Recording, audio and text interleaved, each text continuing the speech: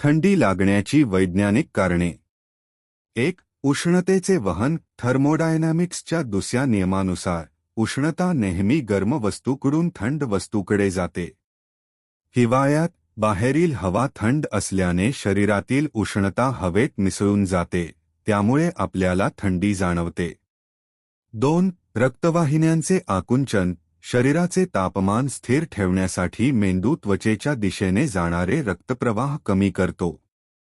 यामुळे बोटांची आणि पायांची टोके थंड होतात आणि शरीरातील मुख्य अवयवांना उबदार ठेवण्यास मदत मिळते.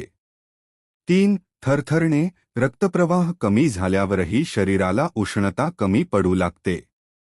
तेव्हा स्नायूंचे अनैच्छिक आकुंचन प्रसरण सुरू होते, ज्यामुळे स्नायू काम करतात आणि उष्णता निर्माण होते. 4.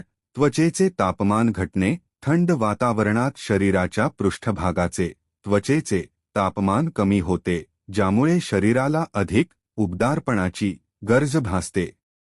इतर कारणे. 1. कमी कॅलरी. पोषक तत्वांची कमतरता. शरीराला पुरेशी ऊर्जा मिळत नसल्यास थंडी जास्त जाणवू शकते. 2. हायपोथायरॉइडिझम. थायरॉइड ग्रंथीचे कार्य मंदावल्यास नेहमीपेक्षा जास्त थंडी जाणवते.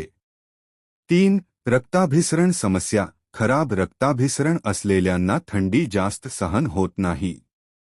थोडक्यात, थंडीच्या वातावरणात शरीराची उष्णता टिकवून ठेवण्यासाठी होणारी ही एक नैसर्गिक प्रतिक्रिया आहे.